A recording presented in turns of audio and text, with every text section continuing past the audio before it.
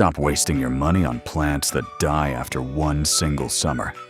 I'll show you the 10 best survival lower plants you plant once that will come back every year for the rest of your life without you lifting a finger. 2 of these plants, in particular, will surprise you really. Forget the yearly replanting cycle. We are building the permanent bones of your garden today, and we're starting right now. While everyone else is giving up on their yards in the August heat, Grandpa Nonno Luigi taught me now, and autumn are the secret window to building a flower garden that lasts forever.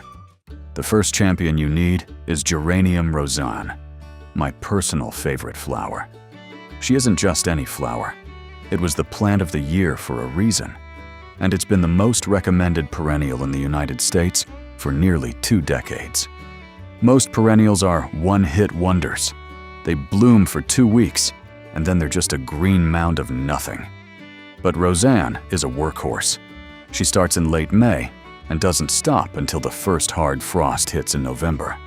You get a sprawling mound of periwinkle blue flowers that weaves itself through your other plants like a living carpet. No deadheading, no fuss, and no decline. I planted my first one years ago thinking it was a filler, but I didn't realize I was signing a 15-year commitment. She handles the sun, she handles the shade, and once those roots are deep, you can practically forget she's there until you see that sea of blue every morning. She became my flower friend, whom I even shared.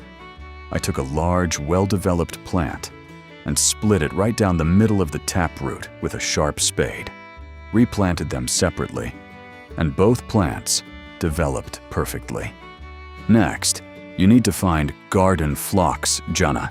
If you've been gardening for a long time, Phlox might scare you because the old varieties always got covered in that white, powdery mildew by July. They'd look like a fire went through them by August. But Jeana is the miracle we've been waiting for. She holds the highest mildew-resistant score ever recorded at the Mount Cuba Center. While other plants are choking on fungus, Jeana stays clean, green, and vibrant until October. She grows 4 feet tall and produces thousands of lavender-pink flowers that attract more butterflies and hummingbirds than almost any other plant you can buy. Plant her in full sun this August, and she will return wider and fuller every single year without you ever needing to spray her or divide her. Your garden will finally smell like a summer evening should. Then there is the Daylily Happy Returns. Walk right past the Stella d'Oro displays you see at the big chain stores. Those are the wrong daylilies. Stella was pushed by marketing, but Happy Returns is the one the smart gardeners grow. She's the same height, but the yellow is softer and more elegant, and she reblooms from June all the way through the frost without you ever having to deadhead a single spent flower. If you plant them in groups of 3, by year 5, you have a continuous yellow ribbon in your garden that stays for decades. And here's a nano secret.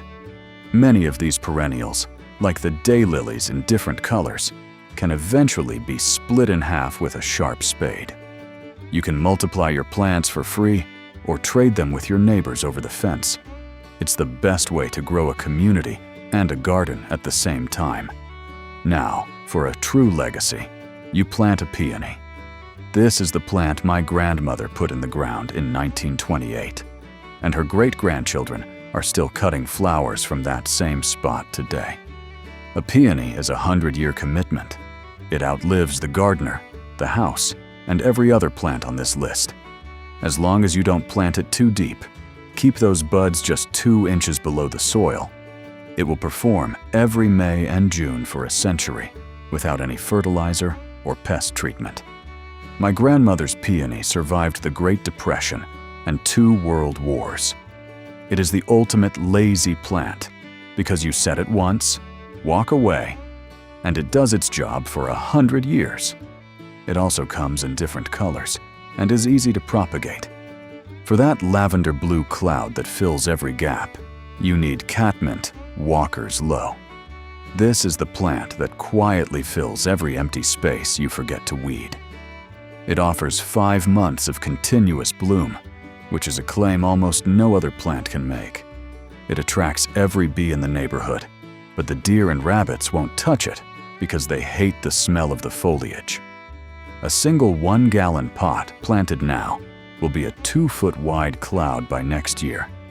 It expands by the clump, so it won't invade your other plants like common mintwood. It's the perfect, hazy blue anchor for any sunny spot in your yard. Next is Baptisia, the blue false indigo. This is as close as you get to a plant-and-forget miracle. It's a native prairie species with a taproot that grows 10 feet deep. Because of that root, no drought, no heat wave, and no insect can touch it. It looks like a lupine, but actually lives for 25 years, whereas lupines die in most climates after 2. Just remember, pick the spot carefully, because after year 2, that root is unmovable. Baptisia decides where she lives, and you just have to agree with her. For a plant that changes with the seasons, you need Amsonia hubrichtii, the Arkansas blue star. It's been the best-kept secret in low-maintenance gardening for 15 years. In the spring, it's covered in sky-blue stars. In the summer, the needle-like foliage is bright green. But in October, the whole plant turns a brilliant, glowing gold that you can see from a block away. It requires 0 maintenance and 0 deer protection because they won't touch it. Then we have Sedum Matrona. Stop buying Autumn Joy. It always splits open in the middle after a few years and looks like a hollow mess. Matrona has sturdier purple stems and stays in a perfect mound for 15 years. It loves lean, dry soil and full sun. The more you neglect it, the better it looks. It's a plant that evolved on cliff faces, so stop coddling it with rich soil and too much water. Finally, for that shaded corner where nothing grows, you plant Hosta, Sum, and Substance. This is the giant of the Hosta world, reaching 4 feet tall.